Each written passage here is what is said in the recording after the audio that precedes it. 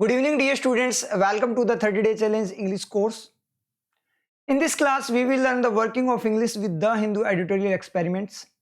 So, without wasting any time, let's start the class. तो सबसे पहले तो अपने यहाँ पे जो आपको एडिटोरियल आया है उसकी एक बार हेडिंग देख लेते हैं, उसका टाइटल देख लेते हैं किस पे आपका एडिटोरियल है। Terrorising decent. डिसेंट का मतलब असहमति, मतभेद। टेरराइजिंग का मतलब टेरराइज करने वाला, डराने वाला, आतंक पैदा करने वाला। असहमति, उसके ऊपर मतभेद पे क्या है आपका एडिटोरियल है। ऑन किस पे है? Bail for student activists. जो स्टूडेंट एक्टिविस्ट्स हैं, एक्टिविस्ट का मतलब होता है आपका जो सक्रियतावादी बोलते हैं इसको, जो मतलब किसी भी इवेंट या प्रोटेस्ट वगैरह किसी भी चीज़ में क्या हो, मतलब उसमें वो जोर शोर से भाग ले, बिल्कुल एक्टिव फॉर्म में भाग ले, बहुत ज़्यादा भाग ले, तो पार्टिसिपेट करे, उसको एक्टिविस्ट बोलते हैं। स्टूडेंट एक्टिविस्ट का मतलब जो स्टूडेंट एक्टिविस्ट थे उनके लिए जो बेल है, बेल का मतलब जमानत, उसके ऊपर आपका एडिटोरियल है। तो स्टार्ट करने से पहले थोड़ा सा मैं आपको बता दूं कि ये जो है वो किस इवेंट की बात है, कौन से पॉइंट की बात है, कौन सा केस है ये। तो ये जो आपको पता होगा प्रीवियस ईयर जो CAA आया था, ठीक है, जो नागरिकता वाला CAA आया था, उसके अगेंस्ट क्या हो रहा था, प्रोटेस्ट वगैरह किए गए थे। तो उस टाइम पे दिल्ली के अंदर क्या हुए थे, राइट्स वगैरह हुए थे, दंगे वगैरह हुए थे। तो उसके अंदर कुछ लोगों को गिरफ्तार किया गया था, उनमें कुछ स्टूडेंट एक्टिविस्ट भी थे। तो उनके जो बेल है उनके लिए, उसके ऊपर आपका क्या है, ये एडिटोरियल है। तो स्टार्ट करते हैं इसकी समरी को रीड आउट करना। HC bail order. HC का मतलब हाई कोर्ट, बेल ऑर्डर्स। जैसे ही ऑर्डर्स देखोगे यहाँ पे आपको दो वर्किंग दिखेगी, या तो डज ऑर्डर होगा ये एक्शन की फॉर्म में, या ऑर्डर्स नाउन की फॉर्म में होगा। अब यहाँ पे अपने बात करें, अगर डज ऑर्डर की तरह मैं इसको लेकर आऊं तो एक्शन बनेगा, और किसका बनेगा? HC के बाद में बेल है, तो बेल का बनेगा मतलब जमानत। जमानत ऑर्डर देती है। तो मुझे एक बात बताओ, जमानत ऑर्डर देती है क्या? जमानत ऑर्डर नहीं देती। तो अगर ये बेल ना होता तो हो सकता था HC ऑर्डर्स। HC क्या करता है? ऑर्डर देता है, हो सकता था, ऐसे बोल रहा हूं, ठीक है। आगे सेंटेंस से पता लगेगा कि क्या होगा।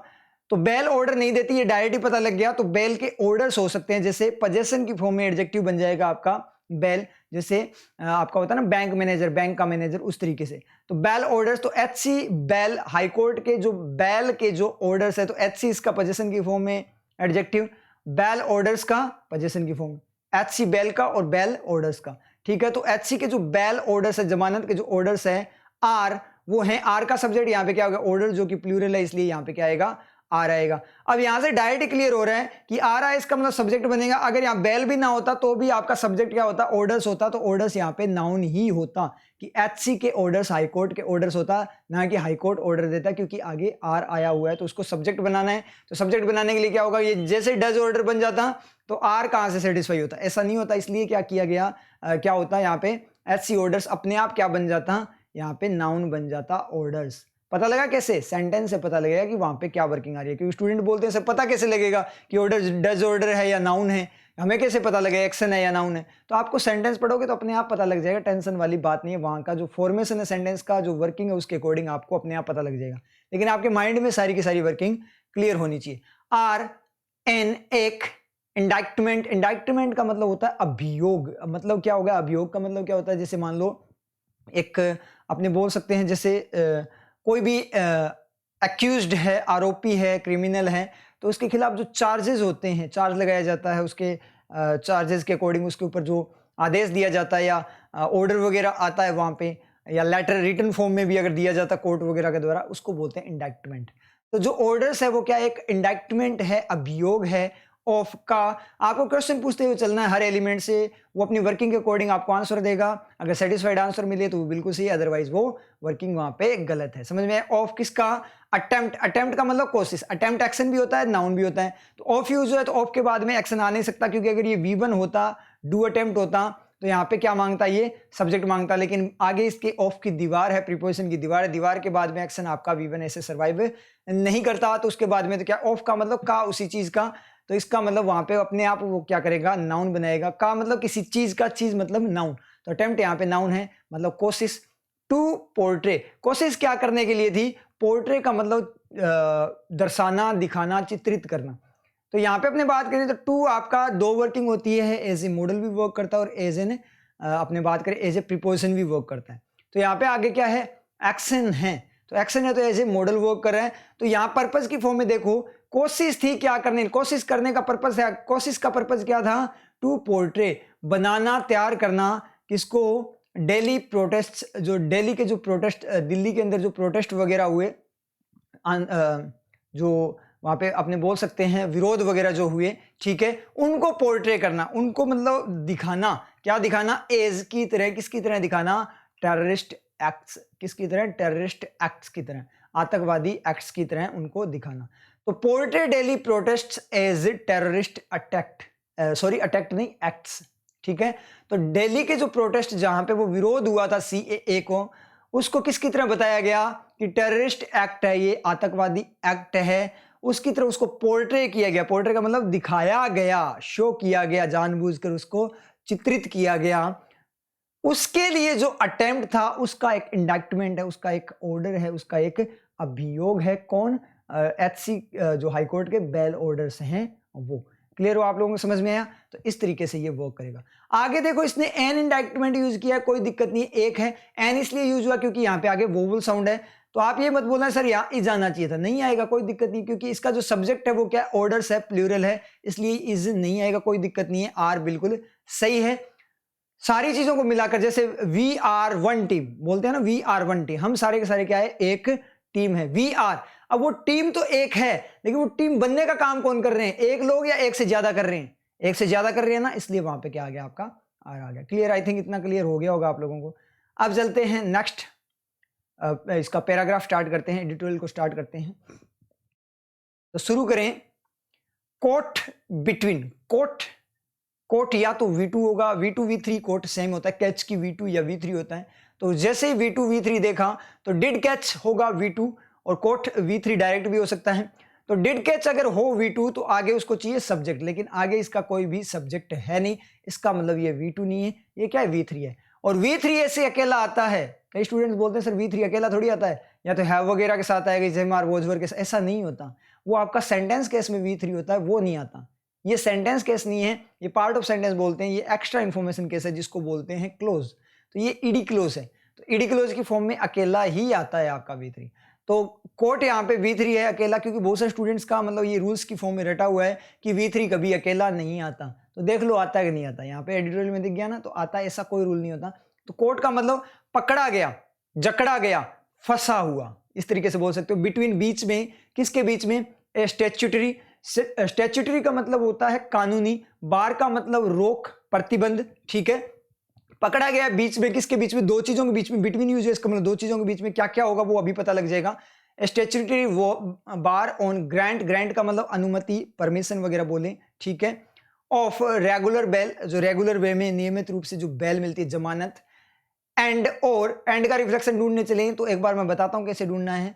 अगर मैं यहां से, रेगुलर बेल एक चीज है, तो यहां से अगर मैं बात करूं तो जिस पॉइंट से आप रिफ्लेक्शन देखो उससे दो पार्ट को डिवाइड करूं, ठीक है। एक पार्ट तो जो एंड से पहले का उस सेंटेंस के बाद में कनेक्ट हो जाएगा, और दूसरा जो कनेक्शन होगा, दूसरा सेंटेंस बनेगा वो जहां से अपने स्प्लिट किया वहां से एंड के बाद का पार्ट। तो बार ग्रांट ऑफ, ग्रांट परमिशन है, किसकी, अनुमति है, देना, किस चीज को देना, रेगुलर बेल को देना, बेल को आप दे सकते हो, जमानत दे सकते हो। जुडिशियल एम्बार्गो, एम्बार्गो का मतलब क्या होता है, रोक, रुकावट, प्रतिबंध, ठीक है। तो जुडिशियल जो एम्बार्गो है, रोक है, ठीक है। प्रतिरोध, प्रतिरोध बोलते हैं वैसे इसको, जो प्रतिरोध है, किसी चीज को रोकना, कानून, जो न्यायिक रोकना, तो आप क्या अनुमति दे सकते हो, प्रदान कर सकते हो। बेल दे सकता है कोर्ट, दे सकता है, लेकिन जुडिशियल एम्बार्गो है वो रोक दे सकता, प्रतिरोध दे सकता है क्या, प्रतिरोध नहीं दे सकता, इसका मतलब कोई मीनिंग नहीं है। ग्रांट के बाद में तो ऑन ग्रांट ऑफ, ग्रांट आपका एक्शन भी होता है और नाउन भी होता है, और यहां पे मैं बात करूं तो ग्रांट यहाँ पे क्या है, आपका नाउन है, अनुमति है, क्योंकि ऑन है ना, प्रीपोजिशन लगी हुई डायरेक्ट। अभी जो मैंने पीछे बताया था उस तरीके से एक्शन नहीं बनेगा, एक्शन के लिए क्या चाहिए उसे, मॉडल वगैरह चाहिए, लेकिन इसके तो दोनों साइड ही क्या है, दीवार है, तो दीवारों के बीच में अकेला वैसे ही सर्वाइव नहीं कर पाएगा। तो इसने क्या बोला, जुडिशियल एम्बार्गो, और जो रेगुलर बेल है, तो ग्रांट ए जुडिशियल एम्बार्गो, और जैसे ग्रांट ए जुडिशियल एम्बार्गो लगाओगे आप, यहाँ कनेक्ट करोगे, तो जैसे ग्रांट के बाद में डायरेक्ट नाउन दोगे तो ग्रांट क्या करेगा, अपने आप एक्शन बन जाएगा उसको सेटिस्फाई करने के लिए। तो यहाँ पे जो रेगुलर बेल है ऑफ के लिए, यहाँ तो ये बना हुआ है क्या, आपका नाउन, और इसके लिए बन जाएगा एक्शन। तो दो वर्किंग एक साथ नहीं कर सकता, और दूसरा यहाँ पे एक्शन बन ही नहीं सकता, क्योंकि उसको सर्वाइवल नहीं हो पा रहा, कहीं से उसको मॉडल वगैरह नहीं मिल रहा। तो इसका मतलब यहाँ से भी नहीं है। यहाँ पे देखें ऑन, वैसे तो डायरेक्ट भी पता लग गया होगा स्टूडेंट्स को, लेकिन मैं आपको बता रहा हूँ डेप्थ में किस तरीके से स्टेप बाय स्टेप पता करना होता है। तो स्टैट्यूटरी बार है, कानूनी रोक है किस पर, जुडिशियल एम्बार्गो पे, जुडिशियली प्रतिरोध पर रोक है, ठीक है, ग्रांट पर रोक है, तो परमिशन पर रोक है, उस पर रोक नहीं है। इसका मतलब भी कोई मतलब नहीं निकला। स्टैट्यूटरी बार के बाद में रखेंगे तो दो नाउन एक साथ, स्टैट्यूटरी बार कोर्ट पकड़े गए, एक स्टैट्यूटरी बार रोक के, रोक प्रतिरोध, कानूनी रोक न्यायिक प्रतिरोध। क्या करूं इसका, दो नाउन इस तरीके से आगे कोई मीनिंग ही नहीं बन रहा। इसका मतलब ये भी आपका गलत हो गया, कहीं से सेटिस्फेक्शन नहीं है, क्योंकि जुडिशियल एम्बार्गो कैसे डायरेक्ट रखोगे तो जुडिशियल एम्बार्गो आपका कहीं से सेटिस्फाई नहीं होगा। अब बात करें बिटवीन के बाद में, बिटवीन के बाद में चेक करना, कोर्ट पकड़े गए, जकड़े गए, फंसे हुए हैं किसके बीच में, एक स्टैट्यूटरी बार जो रेगुलर बेल की ग्रांट के ऊपर जो बार है, रोक है उसके, और जुडिशियल एम्बार्गो के बीच में। जो कानूनी फॉर्म में रोक है बेल की, जमानत की, और जो न्यायिक फॉर्म में एम्बार्गो प्रतिरोध बना हुआ है, मतलब रुकावट आई हुई है, उनके बीच में फंसे हुए। एम्बार्गो किस पे, ऑन एनी क्लोज एग्जामिनेशन, परीक्षण, कोई क्लोज मतलब बिल्कुल बारीकी वाला परीक्षण, of available evidence at the bail stage. Bail stage का मतलब जो बेल का जो स्तर है, टाइम है, स्टेज है, ठीक है, और जमानत का, उसके ऊपर जो क्या है एविडेंस, एविडेंस का मतलब सबूत, अवेलेबल का मतलब जो उपलब्ध है ऑलरेडी, उनका एग्जामिनेशन, क्या, क्लोज एग्जामिनेशन मतलब ढंग से बारीकी से उनकी जांच। तो मतलब क्या हुआ कि एक तो क्या हुआ कि बेल स्टेज पर क्या हुआ कि जो एविडेंस अवेलेबल है उनका क्लोज एग्जामिनेशन पे जो न्यायिक रुकावट प्रतिरोध बना हुआ है, मतलब कोई एक्शन नहीं लिया जा रहा, और जो बेल को ग्रांट करने के ऊपर जो रोक लगी है, उन दोनों के बीच में फंसे हुए दोज, वो, तो ये ईडी क्लोज किसका, दोज का। कौन फंसा हुआ है, वो फंसे हुए हैं, कौन, वो arrested under the countries main anti terror law. Country का जो मेन मुख्य एंटी टेरर आतंक प्रतिरोध जो लॉ है, ठीक है, मेन, उसके अंडर, उसके अंतर्गत अरेस्टेड। अब अरेस्टेड देखते हैं आपको V2 V3 दिखेगा, तो V2 दिखेगा तो डिड अरेस्ट और सब्जेक्ट बनेगा दोज, उन्होंने अरेस्ट किया, तो उन्होंने अरेस्ट किया तो ठीक है, कोई दिक्कत नहीं अगर आपको लगता हो तो, लेकिन अजीब सा लग रहा है ना, क्योंकि अब फंसे हुए वो है, बेल नहीं मिल रही, इसका मतलब उन्होंने अरेस्ट नहीं किया, क्योंकि अरेस्ट तो पुलिस काम करती है, पुलिस को जमानत थोड़ी लेनी है। तो इसका मतलब जो अरेस्ट हुए हैं उनको बेल नहीं मिल रही, इसका मतलब वो अरेस्टेड V3 है, यहाँ पे ईडी क्लोज है। फिर भी कोई डाउट हो तो आगे बढ़ते हैं। हैव बीन लैंग्विशिंग, लैंग्विशिंग देखते ही आपको तीन वर्किंग दिखेगी, मेन एक्शन, आपका adjective, ING close and Jared. यहाँ पे देखें हैव बीन लैंग्वेजिंग, बी लैंग्वेजिंग हैव लगा है, इसका मतलब यहाँ पे मॉडल वगैरह उसको मिला हुआ है, इसका मतलब ये आपका क्या है, मेन एक्शन है, सेंटेंस की फॉर्मेशन है पूरी की पूरी। हैव का सब्जेक्ट ढूंढने चलते हैं। हैव का सब्जेक्ट आपको पता है किसी भी सेंटेंस को चाहिए बिल्कुल फ्री एंड फ्रेश सब्जेक्ट, ढूंढने चले। हैव का सब्जेक्ट एंटी टेरर लॉ है कंट्री के, उसको तो पूरा का पूरा द से लेकर एंटी टेरर लॉ, ये पूरी चीज है, इसको तो अंडर खा गया, ठीक है। अरेस्टेड बनेगा नहीं, दोज बन सकता है, हाँ दो सब्जेक्ट बन सकता है। उसके पीछे चलें, बेल स्टेज को एट खा गया, एविडेंस को ऑफ खा गया, क्लोज एग्जामिनेशन को ऑन खा गया, एम्बार्गो और जो स्टैट्यूटरी बार है उसको बिटवीन खा गया, बिटवीन एंड उस तरीके से यूज करके, रेगुलर बेल को ऑफ खा गया, ग्रांट को ऑन खा गया, कोर्ट आपका V3 है, ये सब्जेक्ट बनेगा नहीं, नाउन होना चाहिए था। इसका मतलब सारे के सारे खाए हुए हैं, एक ही सब्जेक्ट बनता है, वो कौन है, दोज। इसका मतलब दोज जैसे सब्जेक्ट बनेगा तो दोज को फ्री रखना पड़ेगा, इसका मतलब अरेस्टेड क्या है आपका V2 नहीं V3 है। मतलब जो अरेस्ट हुए अंडर कंट्री के मेन एंटी टेरर लॉ के अंतर्गत जो अरेस्ट हुए, हैव बीन लैंग्विशिंग, वो लैंग्विश कर रहे हैं। लैंग्विश का मतलब दिन काटना, घटाना भी होता है, दिन काटना भी होता है। दिन काट रहे हैं किसमें, इन, कहाँ गया मार्कर, इन जेल्स, जेल्स में क्या कर रहे हैं, दिन काट रहे हैं, जेल के अंदर क्या कर रहे हैं, दिन काट रहे हैं। विदाउट, बिना किसके, विदाउट ट्रायल, ट्रायल का मतलब सुनवाई के, फॉर एक्सटेंडेड पीरियड्स, जो एक्सटेंड किए गए पीरियड्स है। अब जो टाइम पीरियड है, समय अवधि है, वो क्या है, एक्सटेंडेड है। कैसी है, एक्सटेंडेड है। V3 आया और क्या बना, एडजेक्टिव बना। अवधि कैसी है, किसके लिए, पीरियड्स के लिए, मतलब जो आपकी अवधि है उसके लिए। और अवधि कैसी, एक्सटेंडेड, बढ़ाई गई। तो अवधि कैसी है, इसका मतलब एडजेक्टिव।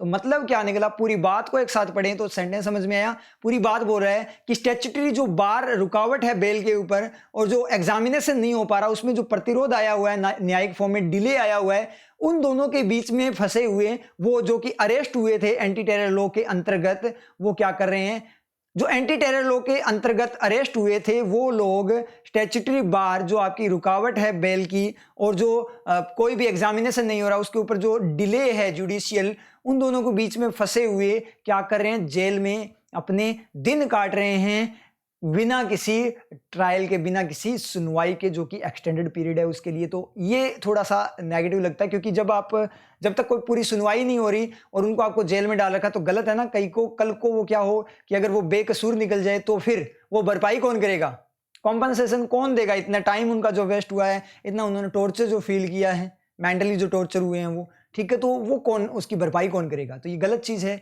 थोड़ा अपना इंडिया का जो न्यायिक सिस्टम है, जुडिशियल सिस्टम, वो बहुत ही ज़्यादा, हद से ज़्यादा स्लो है, तो इसमें इंप्रूवमेंट होना चाहिए। अपने तो यही बोलेंगे, ठीक है, तो होना चाहिए। वैसे आगे बात करें the Delhi high court orders, Delhi high court के जो ऑर्डर्स हैं, ठीक है, जो आदेश हैं, ग्रांटिंग बेल, ग्रांटिंग दिखते ही आपको 4 वर्किंग आईएनजी, आपका मेन एक्शन होगा नहीं क्योंकि इससे पहले कोई आपका मॉडल वगैरह नहीं है। एडजेक्टिव होगा, हो सकता है बेल, ग्रांट परमिशन देने वाली बेल, जमानत परमिशन देती है, जमानत को परमिशन दी जाती है, ग्रांट किया जाता है, मंजूरी दी जाती है।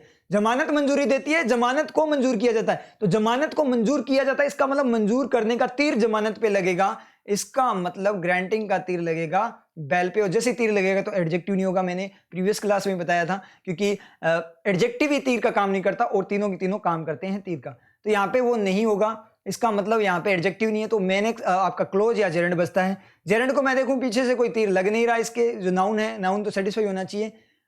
और दूसरा, किसी बाइंडिंग नहीं है। 3 केस होते हैं, या तो पीछे से तीर लग जाए, ऑब्जेक्ट बन जाए ऑब्जेक्ट केस, या वो क्या बन जाए, बाइंडिंग केस में चला जाए एक्स्ट्रा इन्फॉर्मेशन में, या फिर वो सब्जेक्ट बन जाए। अब सब्जेक्ट वाला आगे देखेंगे, बाइंडिंग भी नहीं है। 2 केस गए, अब आपको क्लोज की फॉर्म में पढ़ना है कि करते हुए ग्रांटिंग बेल। अब ऑर्डर्स, बेल कौन प्राप्त ग्रांट कर रहा है, हाईकोर्ट के ऑर्डर्स है उन, वो ग्रांट कर रहे हैं ना, मंजूरी दे रहे हैं बेल को, इसका मतलब उसका एक्स्ट्रा एक्शन है। तो क्लोज डायरेक्ट ही पता लगा, फिर भी आगे देख लेंगे, कोई दिक्कत नहीं है। जेरेंड को एक बार और चेक कर लेंगे, एक केस बचा वो भी चेक कर लेंगे, लेकिन रियल में ये है कि ऑर्डर्स कौन से जो कर रहे हैं, किसको बेल को ग्रांट करने वाले जो ऑर्डर्स हैं, टू किसकी तरफ बेल, टू 3 स्टूडेंट एक्टिविस्ट। तो टू यहाँ पे ऐसे प्रीपोजिशन वगैरह डायरेक्शन बता रहे किसकी तरफ बेल दी जा रही है, जमानत दी जा रही है। 3 स्टूडेंट एक्टिविस्ट जो हैं gelled for over a year, जो कि ओवर ए ईयर, ओवर का मतलब कवर करते, ओवर का मतलब ज्यादा भी होता है, 1 साल से भी ज्यादा के लिए जो जेल्ड है। तो डायरेक्ट ही पता लग रहा है V3 है, क्योंकि जेल वो नहीं देंगे किसी को, जेल वो खुद जेल्ड है, खुद जेल में है, इसका मतलब पैसिव एलिमेंट है, पैसिव एलिमेंट इस मतलब पैसिव क्लोज। तो ये आपका V3 है, ईडी क्लोज है। Gelled for a year for their, किसके लिए वो जेल किए गए हैं उनको, देयर अलेज्ड, उनकी जो कथित, जो आरोपित रोल है, रोल का भूमिका इन द February 2020 राइट्स इन दिल्ली के अंदर जो क्या है, दिल्ली के अंदर जो राइट्स थे 2020 में, फरवरी 2020 में जो दंगे थे, उसके अंदर उनके जो अलेज्ड मतलब आरोपित रोल है कि वो उन्होंने दंगे करवाए थे, तो जो रोल है उसके लिए 1 साल से भी ज्यादा के लिए जो जेल्ड है, उन एक्टिविस्ट की तरफ जो आपका ऑर्डर्स है, उन एक्टिविस्ट की तरफ ग्रांटिंग मंजूरी देते हुए बेल जमानत की रेप्रेजेंट करता है। डू रेप्रेजेंट, सब्जेक्ट ढूंढने चले, दिल्ली को इन खा गया, फ्री नहीं है। February 2020 राइट्स कंप्लीट है, इसको भी इन खा गया। देयर अलेज्ड रोल है, उसको 4 खा गया।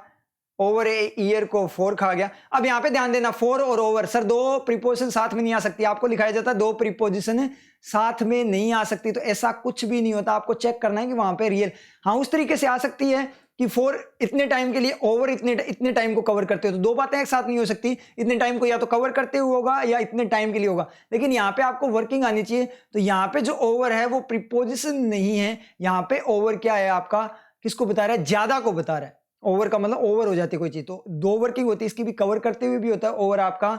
ओवर का मतलब दो नहीं, कई वर्किंग होती है, खत्म होना भी होता है ओवर का मतलब कि खत्म हो गया, और ओवर का मतलब ज्यादा भी होता है। तो ये सारे के सारे मीनिंग आपको आने चाहिए। तो ये बात इसने यहाँ पे बोली है। तो दिल्ली हाईकोर्ट ऑर्डर्स है, तो रेप्रेजेंट, डू रेप्रेजेंट का सब्जेक्ट फिर ये भी नहीं मिलेगा। और एक्टिविस्ट को 2 खा गया, जो आपके स्टूडेंट एक्टिविस्ट है, बेल को ग्रांटिंग का तीर लग गया, इसका मतलब ऑर्डर्स है, तो ऑर्डर सब्जेक्ट है। तो दिल्ली हाईकोर्ट के जो ऑर्डर है वो क्या करते हैं, डायरेक्ट सेंटेंस देखिए, ऑर्डर्स रेप्रेजेंट प्रस्तुत करते हैं क्या, ए क्लियर हेडेड का मतलब हेड क्लियर हो, सर क्लियर हो, इसका मतलब ये नहीं है कि धोया हुआ अच्छे से, इसका मतलब क्लियर हेडेड का मतलब समझदारी वाला। एफर्ट का मतलब कोशिश, to get around, get around का मतलब होता है छुटकारा पाना, छुटकारा पाने के लिए सच इम्पेडिमेंट्स, ऐसे इम्पेडिमेंट्स से छुटकारा पाने के लिए। इम्पेडिमेंट्स का मतलब क्या है, जो डिले है, जो प्रॉब्लम क्रिएट हो जाती है, बाधा अड़चन, इस अड़चन से, ऐसी अड़चन से छुटकारा पाने के लिए। तो पर्पज क्या है उनका, गेट अराउंड करने का। गेट अराउंड का मतलब चारों तरफ गेट करना, प्राप्त करना, मतलब निकल जाना धीरे से। गेट अराउंड का मतलब निकल जाना धीरे से, बच के निकल जाना, छुटकारा पाना।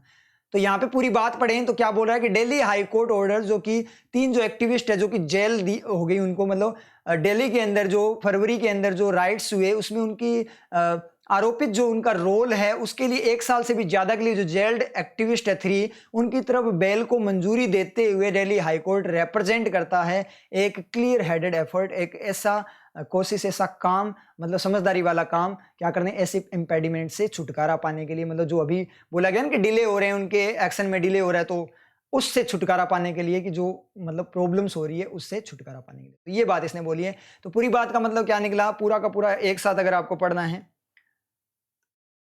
तो क्या करेंगे कि कोर्ट बिटवीन, मतलब यहाँ पे पूरी बात देखें तो क्या वो लोग जो अरेस्ट किया गया एंटी टेरर लॉ के खिलाफ, तो वो पकड़े गए, मतलब एक तो उनको बेल नहीं दी जा रही, दूसरा उनके मतलब कोई एग्जामिनेशन वगैरह नहीं किया जा रहा, न्यायिक फॉर्म में कोई सॉल्यूशन नहीं दी जा रहा, फैसला नहीं सुनाया जा रहा, उनके बीच में वो फंसे हुए हैं और अपने दिन काट रहे हैं जेल के अंदर। और दिल्ली हाईकोर्ट ने मतलब अब उनको बेल दे दी है, ठीक है। तो बेल देने के बाद अब तक वो ऐसा कर रहे थे, हैव बीन, अब तक ऐसा कर रहे थे, अब बेल मिल चुकी है, तब उनको बेल दे दी गई है। जो मतलब अलेज थे दिल्ली राइट्स के अंदर, उनको 3 स्टूडेंट्स को बेल दे दी गई है, क्या करने के लिए, तो मतलब जो ऐसी प्रॉब्लम चल रही है, जो डिले हो रहा है, उससे छुटकारा पाने के लिए उसने ऐसा किया।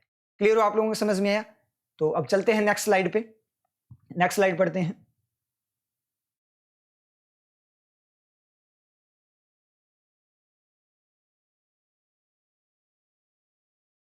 स्टार्ट करते हैं इसको पढ़ना। साउंड इन, साउंड का मतलब आवाज, इन में, किस में, लीगल रीजनिंग, लीगल का मतलब कानूनी फॉर्म में, वैध वैलिड फॉर्म में, रीजनिंग का मतलब तर्क शक्ति, ठीक है, जो तर्क वगैरह होता है उसको बोलते हैं। एंड इंटरप्रिटेशन, इंटरप्रिटेशन का मतलब किसी का अनुवाद करना, व्याख्या करना, स्पष्टीकरण। तो स्पष्टीकरण और जो लीगल रीजनिंग है उसमें जो साउंड है, पता नहीं उस साउंड का क्या होगा, अपने को अभी नहीं पता, तो ये अभी अकेला बचा हुआ है, तो सेंटेंस कंप्लीट पढ़ेंगे तभी पता लगेगा। साउंड का मतलब आवाज होती है, ठीक है।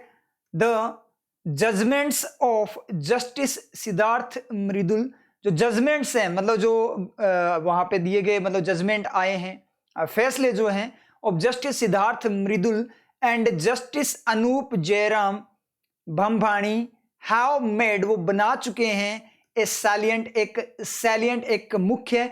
तो हैव का सब्जेक्ट पहले ढूंढते हैं अपने यहाँ पे, तो जो यहाँ पे आपको मेड दिखाई दे रहा है वो क्या है, V3 है। लेकिन ये कौन सा V3 है, रियल में ये V3 नहीं है, रियल में ये V1 है, ये हैव के इंपैक्ट के कारण बना हुआ V3 है। क्लियर हो आप लोगों के, क्योंकि एक V3 होता है पैसिव वाला, वो ऑलरेडी V3 फॉर्म होती है, और ये क्या है, हैव के इंपैक्ट से बनती है।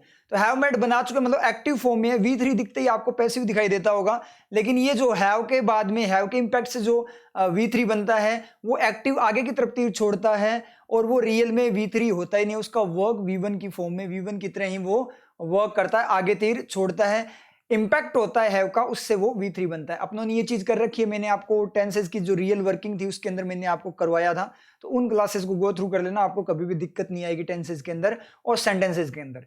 तो यहाँ पे हैव का सब्जेक्ट ढूंढने चले, अनूप जयराम भंभाणी, जस्टिस और जस्टिस सिद्धार्थ मृदुल, एंड का रिफ्लेक्शन आपका कहां से है, ऑफ से है, ठीक है। अब मैं थोड़ी स्पीड में ले रहा हूं क्योंकि मैंने एंड का रिफ्लेक्शन आपको प्रीवियस जो आपका जो था स्लाइड उसके अंदर डिटेल में बताया था, तो यहाँ पे थोड़ी सी मैं स्पीड इंक्रीज करूंगा, क्योंकि अपने यही करते हैं, फर्स्ट स्लाइड को अपने फुल डिटेल में करते हैं और नेक्स्ट वाली स्लाइड को अपनी थोड़ी स्पीड में लेकर चलते हैं। लेकिन जहां अच्छे वाली वर्किंग हो, शानदार वाली वर्किंग हो, समझने वाली वर्किंग हो, वहां पे तो अपने रुकते ही है, ठीक है। तो ये आपका ऑफ खा गया। तो यहाँ पे जो जजमेंट्स है वो सब्जेक्ट है, डायरेक्ट देखें तो क्या बना चुके हैं, have made a salient distinction, एक डिस्टिंक्शन मतलब भेद, अंतर बना चुके हैं, कौन, उनके जजमेंट्स। तो अब इस साउंड का क्या करूं, तो साउंड इन लीगल रीजनिंग में और इंटरप्रिटेशन में साउंड द जजमेंट, तो ये जजमेंट का एक्स्ट्रा इंफॉर्मेशन है, उसका आप बोल सकते हो एडजेक्टिव है। साउंड इन मतलब किसमें, साउंड का मतलब आपका मजबूत भी होता है, स्ट्रॉन्ग भी होता है। तो इंटरप्रिटेशन अपने जो आपका क्या है यहाँ पे स्पष्टीकरण और जो रीजनिंग तर्क सकती है, तर्कता है, उसमें लीगल तर्कता में वो क्या है, मजबूत जजमेंट्स। तो ये आपका वो वैसे ही हो गया जैसे अपने बात करें the mister Clark the CEO, उसी की एक्स्ट्रा इन्फॉर्मेशन, एक टाइप से उसकी एक्स्ट्रा इन्फॉर्मेशन है उसकी। तो यहाँ एडजेक्टिव बोल सकते हैं sound, sound the judgement. Sound जो है मतलब जो मजबूत जो जजमेंट है, तो वही बात है, वो उसी का क्या है, वही एक इसका क्या एक्स्ट्रा इन्फॉर्मेशन है किसकी, आपके जजमेंट्स की। तो साउंड इन लीगल, लीगल जो आपकी रीजनिंग और इंटरप्रिटेशन में साउंड देते हुए, आप ऐसे बोल सकते हो ऐसी साउंड देते हुए कि लीगल रीजनिंग में और किस में आपके इंटरप्रिटेशन में साउंड देते हुए जो जजमेंट्स है वो क्या है, बना चुके हैं। तो साउंड क्या है, उसका एडजेक्टिव बोलोगे आप किसका, जजमेंट्स का। मजबूत लीगल रीजनिंग और इंटरप्रिटेशन में जजमेंट्स ऐसा कर चुके हैं, मतलब उस चीज में मजबूत है वो, जो मजबूत है वो जजमेंट ऐसा कर चुके हैं। मिस्टर क्लार्क जो सीईओ है वो ऐसा कर चुका है, उस तरीके से। समझ में आप लोगों को क्लियर हो? तो ये आपकी क्या है, इसकी एक्स्ट्रा इंफॉर्मेशन है। ए सैलिएंट डिस्टिंक्शन बनाया है, तो एक चीज यहां नोट डाउन कर लेना, साउंड का मतलब सॉलिड भी होता है, मजबूत भी होता है। तो यहाँ पे सैलिएंट डिस्टिंक्शन बिटवीन, बिटवीन बीच में, दो के बीच में होगा, बिटवीन दो के बीच में वैसे यूज होता है, कई बार दो से ज्यादा के बीच में भी यूज होता है, लेकिन उस पॉइंट पे क्या होता है कि वो पेयर बनाकर करता है, दो दो के बीच में क्या करता है, कंपैरिजन करता है। मोर देन टू हो तो कोई दिक्कत नहीं है, लेकिन दो दो, जैसे तीन की बात करूं तो पहले इन दोनों में, फिर इन दोनों में, बिटवीन वर्क कर, बिटवीन की वर्किंग दो के लिए होती है, तो तीन के बीच में अगर बिटवीन यूज होता है तो ऐसे सेंटेंस अपनों ने पहले किसी एक पेपर में आपने देखा होगा, आए हैं अपने क्वेश्चन पेपर वगैरह में। तो यहाँ पे ये तीन हो गए तो क्या होगा, पहले इन दोनों कंपेयर करेगा, फिर इन दोनों कंपेयर करेगा, फिर इन दोनों को आपस में इस तरीके से पेयर बना बना कर क्या करता है, बिटवीन वर्क करता है, अमंग डायरेक्ट करता है। ठीक है, मोर देन टू के लिए यूज होता है। तो यहाँ पे अपने बात करें बिटवीन, बीच में, किसके बीच में बना चुका है, अंतर बना चुका है, अंतर बना चुका है किसके बीच में, बिटवीन दोज वो एक्यूज्ड ऑफ ऑफेंसेस, जो कि क्या एक्यूज्ड है ऑफेंसेस की। एक्यूज्ड यहाँ पे क्या होगा आपका V3 है, ईडी क्लोज है। क्यों? क्योंकि दोज को कौन खा गया, बिटवीन खा गया, V2 तो बन नहीं सकता, क्योंकि V2 बनेगा तो डिड एक्यूज है, सब्जेक्ट मांगेगा तो दोज इसका सब्जेक्ट बनेगा, लेकिन दोज को तो ओनली ऑलरेडी क्या है, बिटवीन खा गया, और डिस्टिंक्शन है उसको मेड का तीर लग गया, और बंबाणी और जो आपका क्या है मृदुल है उनको ऑफ खा चुका है पहले ही ऑलरेडी, अपने देख चुके हैं, जजमेंट्स आपका हैव के साथ जा चुका है। तो क्या है, एक्यूज्ड आपका V3 है। मतलब उनके बीच में, किन के बीच में, एक तो जो क्या है आरोपित है, ऑफ किस बात के आरोपित है, आरोप ही किस बात का है, ऑफ ऑफेंसेस, अपराधों का, क्राइम वगैरह का, अगेंस्ट खिलाफ, किसके खिलाफ है, द कंट्रीज इंटीग्रिटी, कंट्री की जो इंटीग्रिटी है मतलब अखंडता है, एकजुटता है, एंड सिक्योरिटी। एंड का रिफ्लेक्शन ढूंढने चले तो कहां से मिलेगा, जैसे पहले वाला अपनों ने किया था, तो अभी डायरेक्ट अपने को पता लगेगा, तो बिटवीन के बाद से ही डायरेक्ट दिखाई देगा, आप रिफ्लेक्शन को ढूंढ लेना खुद से। ये पीडीएफ आपको मिल जाएगी टेलीग्राम चैनल पे, वहां से आपको क्या करना है, इसको खुद से ढूंढना है, क्योंकि फर्स्ट स्लाइड में मैं डिटेल में बताता हूं, तो फर्स्ट स्लाइड में मैं रिफ्लेक्शन आपको निकालना बता चुका हूं, तो अब नेक्स्ट वाले में आप खुद से करोगे। ठीक है, तो यहाँ पे मैं बताऊं, तो ये क्या बोल रहा है, एंड का रिफ्लेक्शन बिटवीन के बाद में है, चलो देखते हैं। तो क्या किया उसने, एक अंतर बताया किसमें, एक तो उनके बीच में जो कि क्या है अपराधी है कंट्री की इंटीग्रिटी के खिलाफ, और दूसरा और किसके बीच में, security on the one hand, एक हैंड पर, एक हैंड मतलब एक तरफ सिक्योरिटी और उन लोगों के बीच में जो अपराधी हैं, जो मतलब आरोपित हैं, जिन पे आरोप लगाया गया, उन आरोपित लोगों और सिक्योरिटी के बीच में अंतर बताया है। कोई मीनिंग आ रहा है क्या? अजीब सा मीनिंग लगा, अजीब सा मीनिंग लगा, इसका मतलब सही नहीं है, कोई ना कोई कुछ और होगा। चलो देखेंगे एक बार, ये एंड का रिफ्लेक्शन अपने देखने चले, एक बार देख ही लेते हैं यहाँ पे एंड का रिफ्लेक्शन। यहां से कंट्रीज इंटीग्रिटी के अंदर, यहां से लेना इसका reflection, those accused of offences against the countries integrity and countries security, बिल्कुल सही है, यहां से सही जा रहा है आपका रिफ्लेक्शन, बिटवीन के बाद से नहीं जा रहा, क्योंकि वहां से मीनिंग ऑकवर्ड सा हो गया। इसका मतलब ये कहां से जा रहा है, इंटीग्रिटी से पहले जा रहा है, कंट्रीज के बाद जा रहा है, तो अपराध है, ऑफेंसेस है, क्राइम है, किसके खिलाफ, कंट्री की इंटीग्रिटी और सिक्योरिटी के खिलाफ, एक तरफ अगर अपने बात करें तो इसका मतलब बिटवीन अभी भी सेटिस्फाई नहीं है। बिटवीन क्या करेगा, दो चीजों को लेगा, लेकिन ये दो चीज बन नहीं पाई, क्योंकि इंटीग्रिटी और सिक्योरिटी वाला ये एक ही चीज है, अभी तक अपनों ने एंड देखकर डायरेक्ट देख लिया।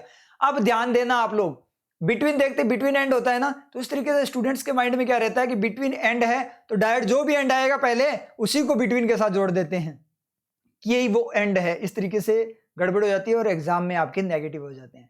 तो आपको पता होना चाहिए ना कि बिटवीन वाला एंड कौन सा है, तो ये वाला फर्स्ट वाला आ गया, इसका मतलब फर्स्ट आया वो एंड मत जोड़ देना आप, और यहाँ से बहुत सारे स्टूडेंट्स को, अगर खुद से आपने एडिटोरियल ये किया है तो बहुत सारे स्टूडेंट्स को इसमें कन्फ्यूजन भी आया होगा कि समझ में नहीं आया कि अंतर बता रहा है। और बहुत सारे तो समझने की कोशिश ही नहीं करते, बहुत सारे तो क्या करते हैं, अंतर बोलेंगे किस किस के बीच में, एक तो अपराधियों के बीच में और सिक्योर सुरक्षा के बीच में। हाँ, सुरक्षा और अपराधियों के बीच में अंतर है, ठीक है, क्या दिक्कत है, तो सुरक्षा और अपराधियों के बीच मीनिंग नहीं समझ पा रहे, सुरक्षा और अपराधियों के बीच में अंतर जज कैसे बताएंगे, ठीक है, जज सुरक्षा और अपराधियों के बीच में, सुरक्षा और अपराधी अलग अलग चीज है ना, इंटीग्रिटी और सिक्योरिटी के बीच में बता सकते थे, एक तो अपराध करने वाले क्रिमिनल है और एक सुरक्षा है, दोनों के बीच में अंतर क्या है, कहां से कंपैरिजन कर रहे हो, किस बात का कंपैरिजन हो रहा है यहाँ पे, तो अजीब सा हो गया ना। तो बहुत सारों ने अजीब सा भी पढ़ लिया है और पढ़ लेते हैं और आगे चले जाते हैं, फिर उनको पता भी नहीं लगता। इसीलिए पैराग्राफ वगैरह में क्या होते हैं, उनसे क्वेश्चन अटेम्प्ट नहीं होते, क्योंकि आपको रियल वर्किंग नहीं आती।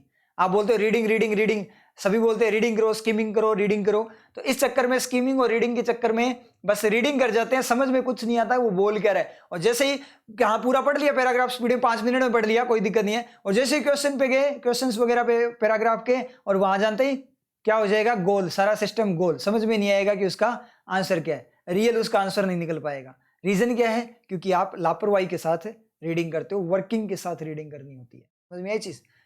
एंड प्रोटेस्टर्स, यहां से एंड का हो सकता है, तो किसके बीच में, अब देखो मीनिंग से पता लग जाएगा, एक तो अपराधियों का जो आरोपित है उनके बीच वो, और प्रोटेस्टर का मतलब जो प्रदर्शनकारी है उनके बीच में। हाँ, दोनों लोगों की बात है, ह्यूमन बींग्स की बात हो रही है। एक तो क्या है, जिन पे आरोप लगाया गया है, तो आरोप लगाया गया है वो जरूरी नहीं है कि वो उनको मतलब उन ऑफेंसेस किए हों, आरोप लगाया गया है, वो तो जब कोर्ट की तरफ से लास्ट में एविडेंस वगैरह के फॉर्म में जो जस्टिस आएगा वहां से पता लगेगा।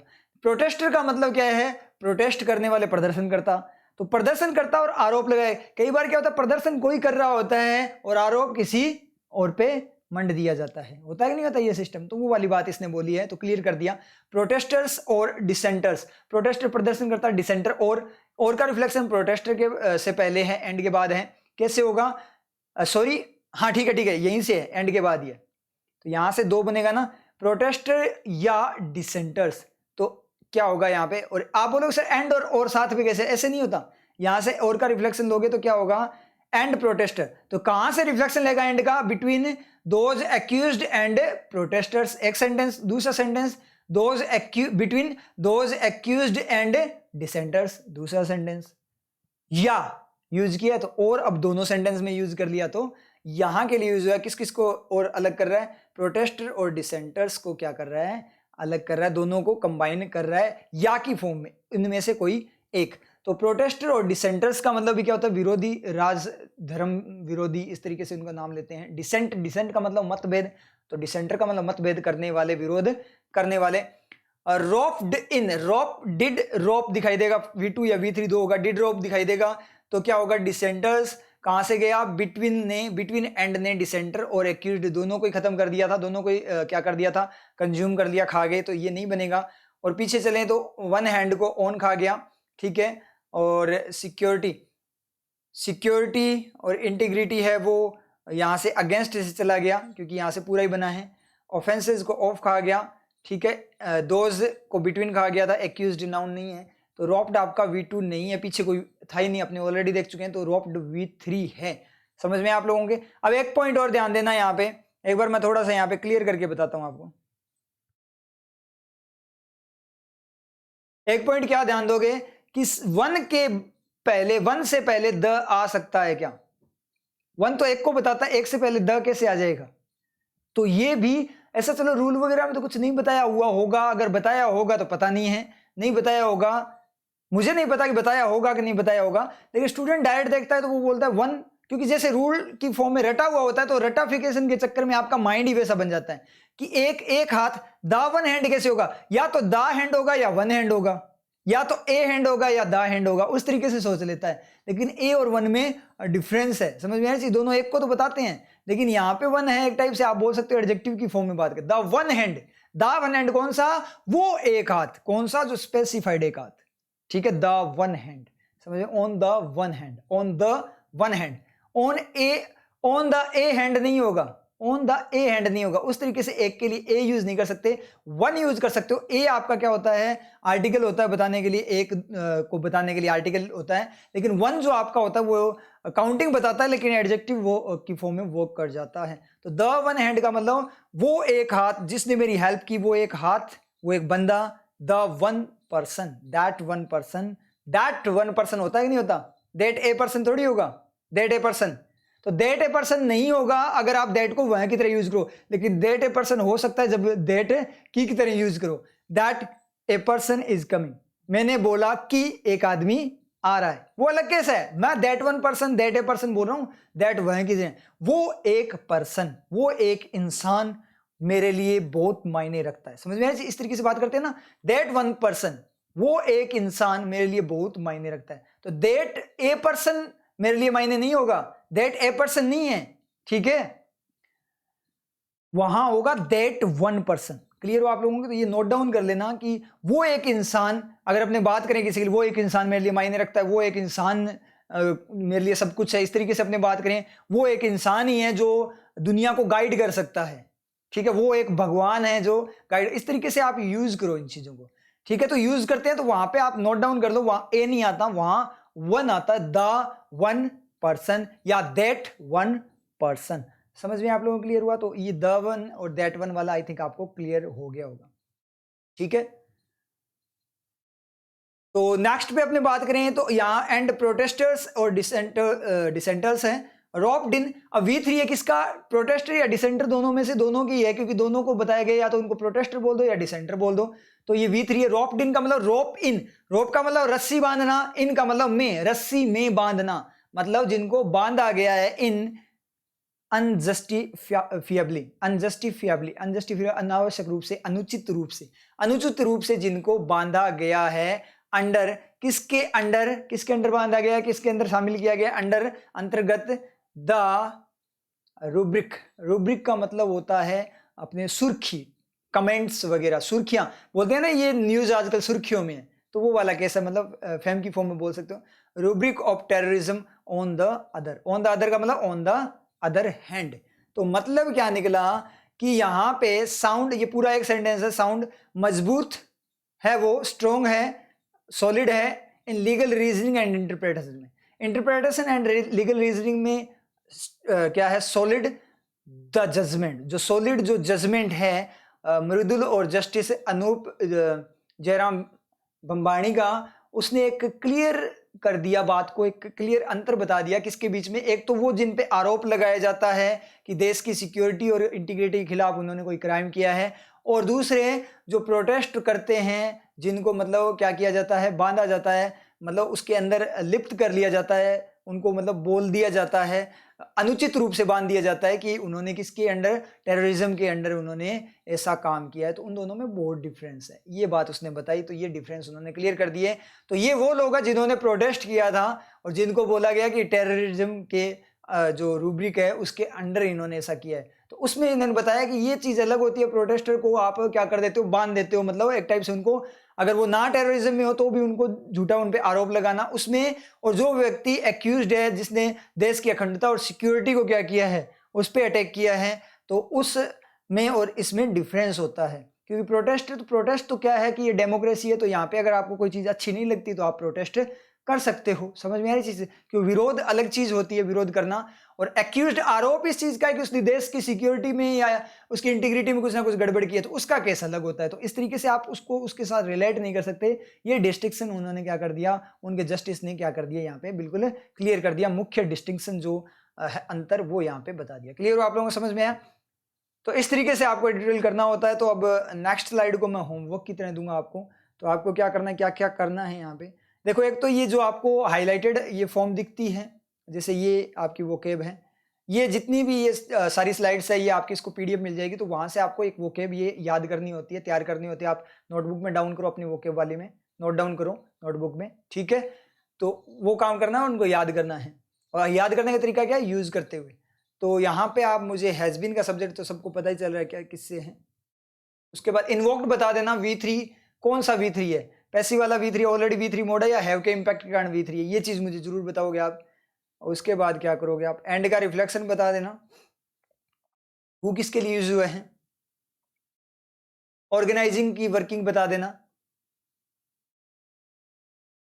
दैट की वर्किंग बता देना, ये जो V3 है ये बता देना ये हैव के इम्पैक्ट के कारण V3 है या आपका ऑलरेडी V3 फॉर्म में, पैसिव फॉर्म में, अगर अपने बात करें पैसिव या एडजेक्टिव फॉर्म में। उसके बाद क्या बताओगे, इस ग्रांटिंग की वर्किंग बता देना, और कुछ बताओगे क्या। अब यहां देखना, एक इसने लिखा the court is of the opinion, यहां से मतलब आपको क्या है, किसी को दिक्कत होगी, श्योर है, किसी स्टूडेंट ने मुझे ऑलरेडी पूछ लिया था। The court is of the opinion, opinion का मतलब ओपिनियन है उसका, ठीक है, उसकी राय है। The court is of the opinion, court है ओपिनियन का, किस ओपिनियन का, कि देयर आर रीजनेबल ग्राउंड्स, की एक तर्क वाले ग्राउंड से आधार है, टू बिलीव करने के लिए कि जो एक्यूजेशन है वो उनके खिलाफ है, वो बिल्कुल ट्रू फॉर्म में लिया गया, इस तरीके से उसने ये बात बोली है। तो यहां पे इसने बोला है the court is of the opinion if, यदि कोर्ट इस ओपिनियन का होता है, यदि कोर्ट जो ओपिनियन आगे उसने बताया, आपको खुद से पढ़ना है, ये होमवर्क आपका, मैं बताऊंगा तो फिर होमवर्क कहां से रहेगा, ठीक है। तो क्या होगा यहां पे, तो जो कोर्ट है, यदि कोर्ट इस ओपिनियन का होता है, कोर्ट का ये ओपिनियन होता है कि रीजनेबल ग्राउंड वगैरह जो आगे बात बोली है वो देख लेना आप किस तरीके से, उसके अकॉर्डिंग होता है, तो क्या होगा, लीगल बार ग्रांटिंग पे हो सकती है, देयर इज मतलब लीगल बार होगी, मतलब लीगल फॉर्म में उसको रोका जाएगा। मैं डायरेक्ट मीनिंग बता रहा हूं आप लोगों को यहाँ पे, ठीक है।